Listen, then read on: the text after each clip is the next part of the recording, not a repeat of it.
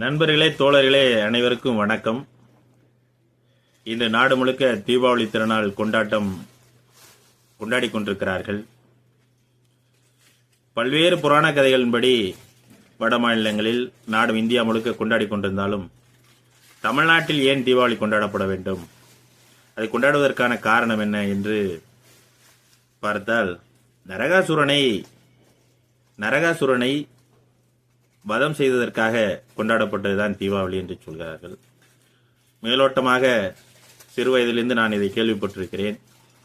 நரகாசுரன் என்பவர் யார் அப்படி என்று பார்த்தால், நரகாசுரன் பூமாதேவியினுடைய மகனாக பிறந்து நரகாசுரன் தேவர்களையும் மனிதர்களையும் கொடுமைப்படுத்தியதோடு பெண்களை அடிமைப்படுத்தினான் என்று வரலாறுகள் புராண கதைகள் சொல்கிறது.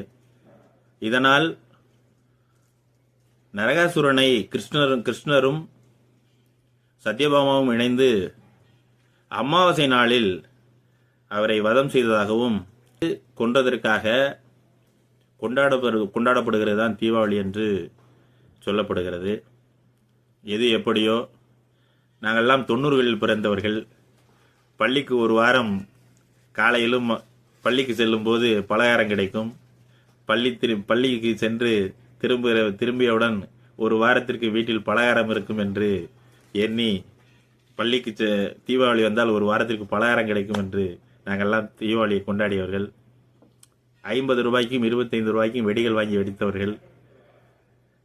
தீபாவளி ஏறத்தாழ 30 ஆண்டுகள் நான் தீபாவளியை பார்த்திருக்கிறேன். ஆனால் 80% புத்தாடைகள் இல்லாத தீபாவளியை தான் நான் பார்த்திருக்கிறேன். புத்தாடைகள் வாங்குவதற்கு தகுதியும் அதை வளர்த்து கொண்டிருக்கிற இந்த நிலையில் கொண்டாடக்கூடிய நிலையில் நாங்கள் இல்லை. ஏனென்றால் நாங்கள் அயல்நாட்டு வாழ் இந்தியர்களாக, தமிழர்களாக வசித்துக் கொண்டிருக்கிறோம். தீபாவளியை கொண்டாடி கொண்டிருக்கக்கூடிய அனைவருக்கும், தமிழ்நாட்டில் உள்ள அனைத்து மக்களுக்கும் எங்களது நெஞ்சார்ந்த தீபாவளி நல்வாழ்த்துக்களை தெரிவித்துக் கொள்கிறேன். நன்றி, வணக்கம்.